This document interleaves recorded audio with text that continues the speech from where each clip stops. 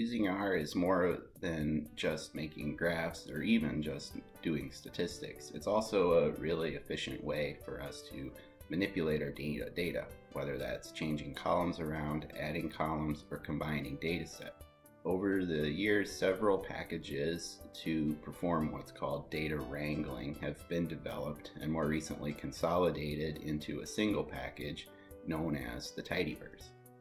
Today we're going to introduce a few more tidyverse functions and demonstrate how we can change our data columns, the names of the columns, combine columns, and even combine different data sets. All of these steps are good to learn how to do in R, and they free you from having to go back to Excel and perform these operations one at a time on your data in a spreadsheet format and then re-import into R.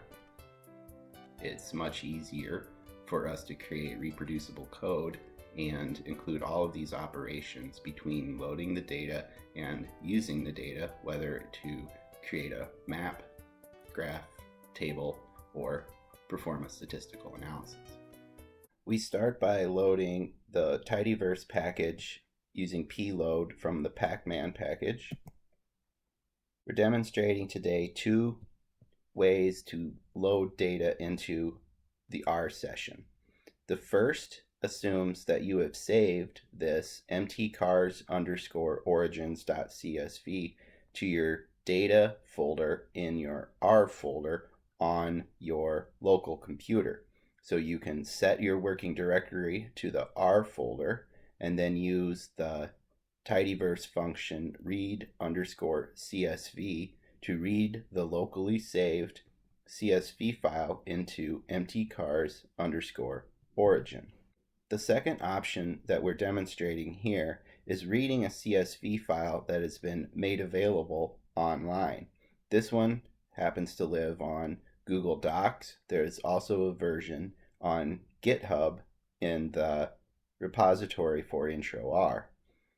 To go online, we need to make a connection, which is possible using the URL function, and we're going to apply the URL function to the URL of the file and just shorten it down into this URL object, which we can then call read.csv on to import our mtcars_origins. We use read.csv when reading an object that has been downloaded via R's connection made through URL. If you're reading from an object created by URL, use the read.csv base function, not read_csv. This will return a data frame object which we must convert to a tibble using as_tibble.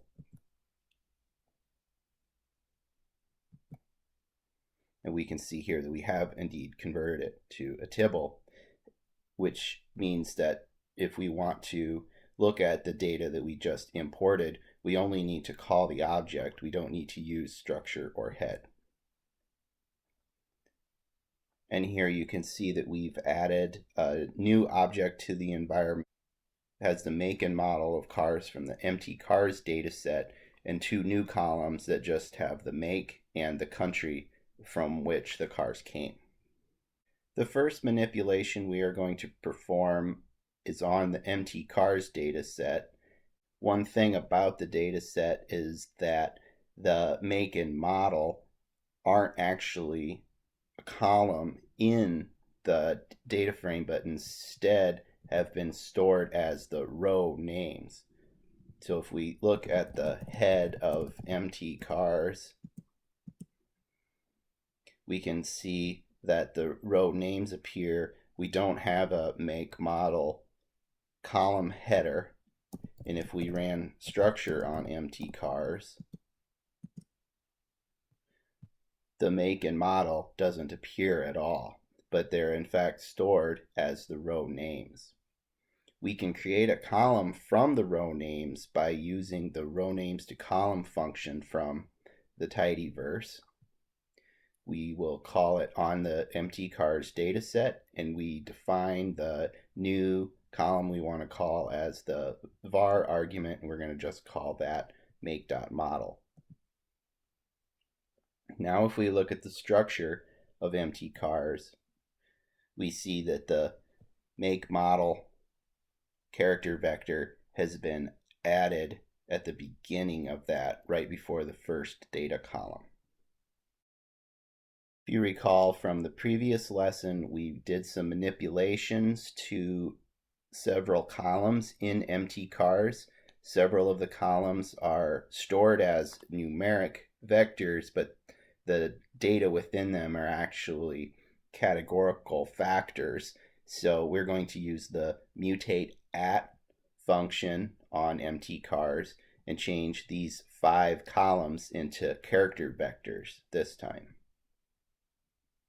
And then we'll use mutate to manipulate just one column. We will recode the AM column, which is transmissions, and make 0 be automatic transmissions, and anything that has a 1 indicates a manual transmission. And then we'll rename the AM automatic manual column to transmission, and we can see those effects here.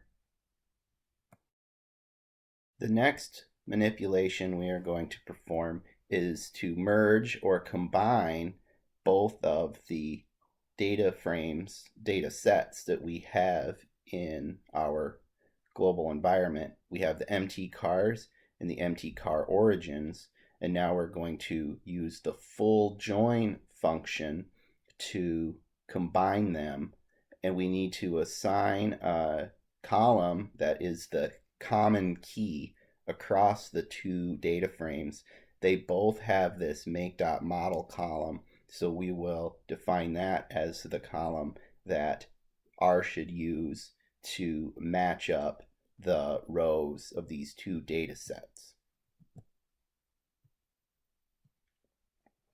You can overlook this warning. It's just letting us know that in one of the data frames, make.model is a character vector and the other is a factor, and with them being 2 different classes, it automatically converted the factor into a character.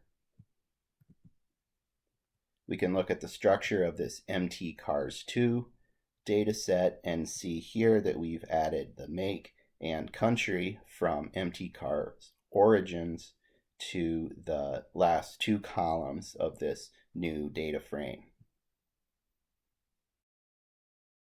We're going to work through here now several ways that we can add new columns based on the values of existing columns. In each case, we rely on the mutate function, which can both change columns, as we've used before, and it can also create columns in a data set. So here we're going to create in empty cars 2 a column called origin.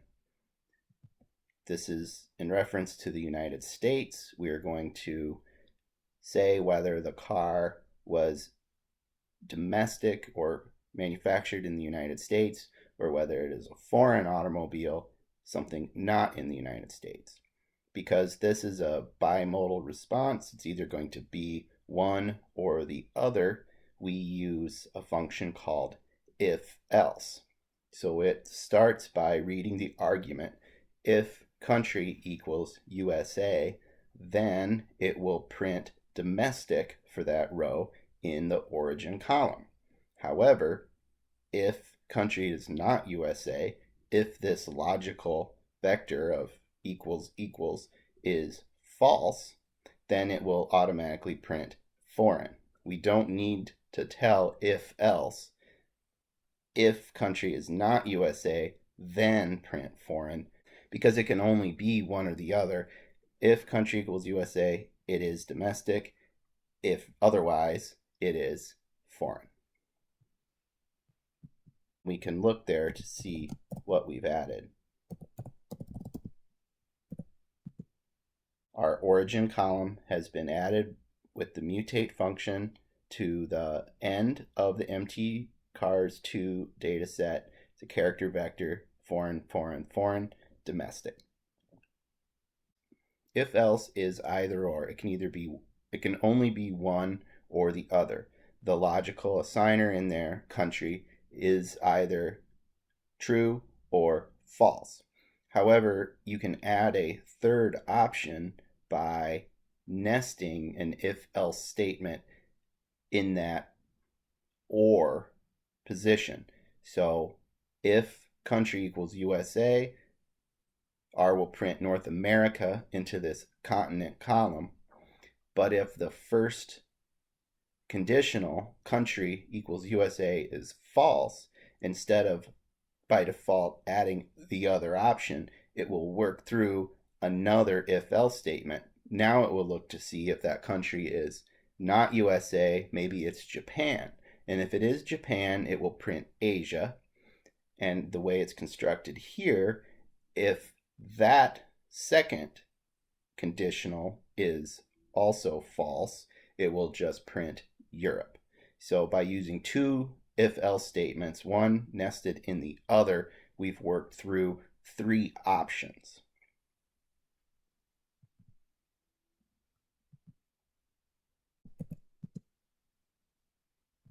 And there we see the continent column has been added just behind origin. Now one can nest as many if-else statements as they want, but it becomes very difficult to keep track of all these decisions and making sure that all of the parentheses get closed at the end. When a lot of assignments need to be made, it's more useful to use a function called case_when. This is a function that is nested inside of mutate. So again, we're using mutate to create a column called sportiness. This is how sporty these different cars are. And by that, I'm really just talking about when I looked up pictures on Google of these cars from the mid 1970s, whether I thought they were sporty or not. This is not an official designation by any means. But we're going to create this sportiness column in the MT Cars 2 data set using the mutate function.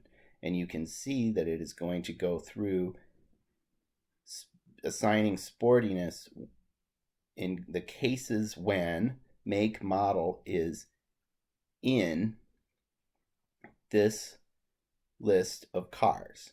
So if the make and model of the car is a Pontiac Firebird, a Camaro Z28, a Maserati Bora, a Duster 360, all through this list, which stops with the parenthesis,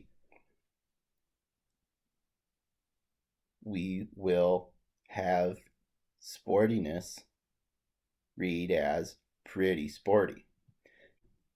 But if the value for a row in the make and model column is not in this list, the case_when function will move to the next list, and it will look and see if the make and model for a given row is the Fiat X19, the Hornet Sportabout, Datsun 710, Mazda RX-4, or this Mercedes. And if it finds it in this list, the sportiness for that car will be assigned as kind of sporty. They're not as sporty as the ones in the list above, but they're still kind of sporty.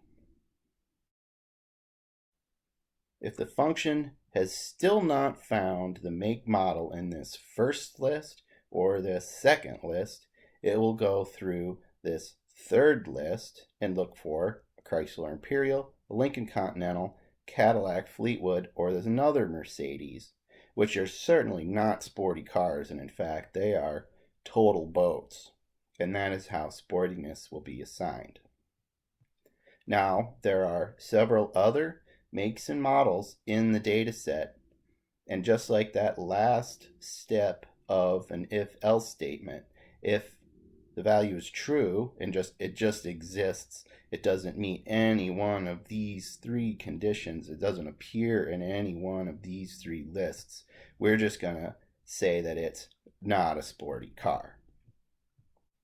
So we run this to add this column to the MT Cars 2 data set. And again, we can use the structure command to look at that and see that we've added that sportiness column right after continent. Now we will use tidyverse functions to calculate descriptive statistics on our data set. If we were using Excel, we would probably make a pivot table for this. The base function for making pivot tables, essentially, in R is the aggregate function, which uses this standard formula format. So you can see that we want to see the average or mean horsepower by each sportiness category in the MT Cars 2 data set. Using the aggregate function, you always have the variable that you want to summarize by the categories that you want it broken into. You identify the data set and the function to apply in the summary. It needs to be FUN in all caps. This could be mean, median, max, min, any summary statistic you want to calculate from the data set. These are going to be the mean values of horsepower, so we can just call this means, and we can call that to see that. And we see the average horsepower for each of these sporty categories. As we might expect, the sportier the car, the higher the horsepower. And in the case of the total boats, they're really big cars that need to be dragged around, so we can expect that they're going to have large engines with a lot of horsepower. This is the only point where we will use the base function aggregate in this class to calculate summary statistics. There are a lot of reasons why the tidy way is better for us, and we're just going to cut to using the tidy solution. It begins by first assigning the grouping variable and then calculating the summarization on those variables. This is a case where we really need to use the pipe operator, which pours data down through these different functions.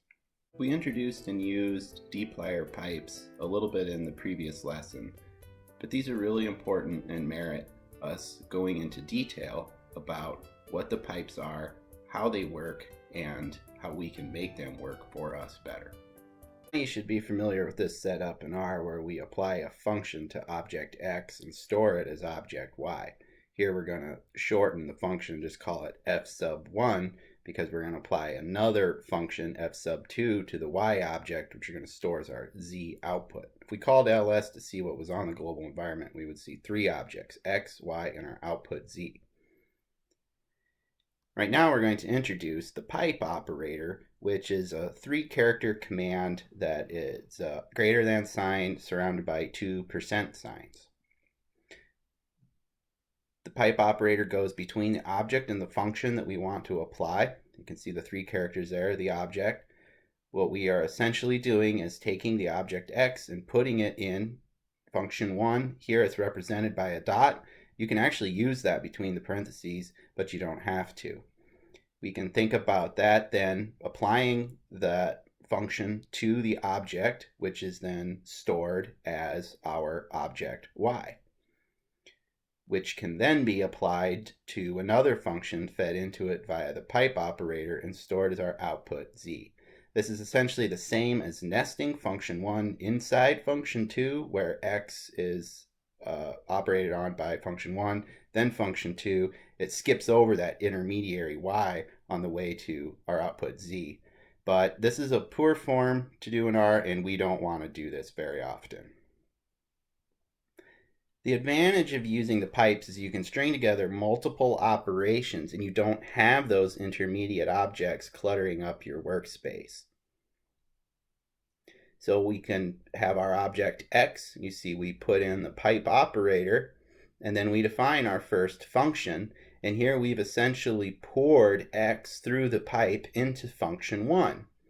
And then we can add another pipe which will pour the same object, the output of function 1, into function 2.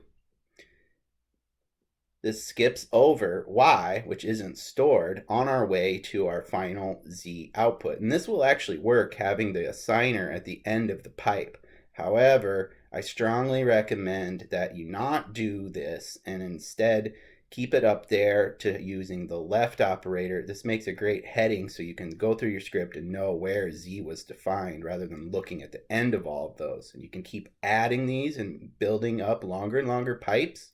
You can pipe right into ggplot if you just want to see a plot, and then you can also store it as an object and add a geom to that if you want to as well. Sometimes you can just pour it right into a table using the cable function in the knitter package. And what I prefer to use is the pander function, which is stored in the pander package. These give nicely formatted tables to your output at the end. You can pipe right into them. You don't need to do this, but I will often demonstrate it in the script. In this specific example, we are going to pour the mtcars2 dataset first into the group by function, which is going to group it by its sportiness classification, and then we are going to pour it into the summarize function. We'll create a new column called mean horsepower by applying the mean function to the horsepower column when it's broken up by these groups.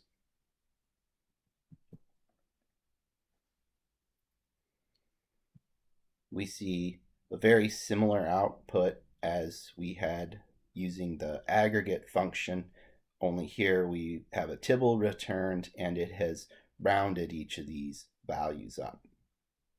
It's very easy to add another level. Here we can look at the automatic and manual transmissions within the sportiness categories by adding the transmission column name in the call to group by. Because transmission appeared first, we see all the automatics given, and then the manuals, and then the sportiness category for each one of those. In this data set, you can see that the total boat sportiness class did none of the vehicles in the data set had a manual transmission, so we only have 3 rows reported for manual transmission, but we have 4 for automatic. One of the great things about the tidy solution is that it's not only easy to add levels to group by, you can add other levels to aggregate just by using the plus sign, but it's very easy to add other operations into summarize. So if we want to get both the mean and the standard deviation for horsepower, it's very easy to add the mean HP and SDHP and run the mean and SD functions in the same call. This is not possible to do in aggregate, and there's lots of other steps that you need to take to combine them, but the tidy solution spits those right out together.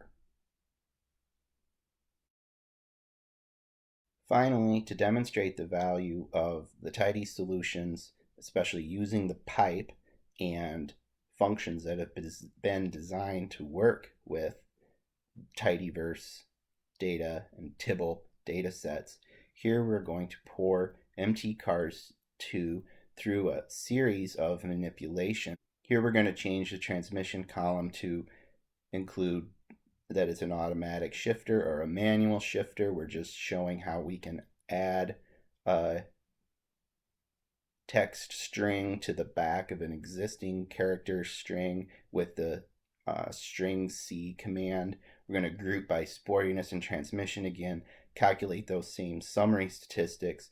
Here we are going to round them so that their output is actually rounded and not just truncated or rounded in the tibble report. We're going to use mutate to create a new column in which we actually combine the mean and the standard error and separate them with a plus minus symbol.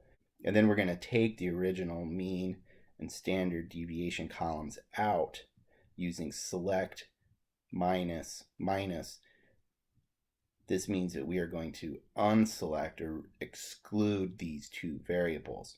And then we pour them into the cable function, which is in the knitter package. You have this if you're running R Markdown. You don't need to load it. Here I'm using the double colon convention to just call the cable function from knitter, and we can actually give it a caption. So by running all of this together, we've manipulated our data, we've summarized our data, we've done additional manipulations, and now we're printing out a good looking table. This is read in our Markdown as formatting for a table, the columns, the rows, and having an underline between the column headers and the data. This will print out, render very neatly in an R Markdown document. If we ever want to use these data again, we can save these manipulations that we've made. Remember, there's schools of thought on this, but if we want to save the MTCars2 data set, we have two options here. We can hard code to a file folder and specific R data file by looking at our working directory and then using the save function. If you want to use the GUI to navigate to a specific folder, you can use the file.choose function, which will pop up a window that you can navigate to on your own. These are just a few of the data wrangling operations that R and the tidyverse provide. Many of these, especially the mutate function and the pipes, are core operations that we'll use nearly every time we open up our studio and work with our data. So you'll get lots of practice with these and exposure to several more over the course of this class. Lesson was brought to you by the following base functions: URL, read.csv, and aggregate. From the tidyverse, we learned to use the mutate function and mutate at, rename, select, and case when. We also used group by ahead of summarize, and we learned a trick with row names to column. We also learned how to use cable to make tables from the knitter package. And as always, this lesson was brought to you by the letter R.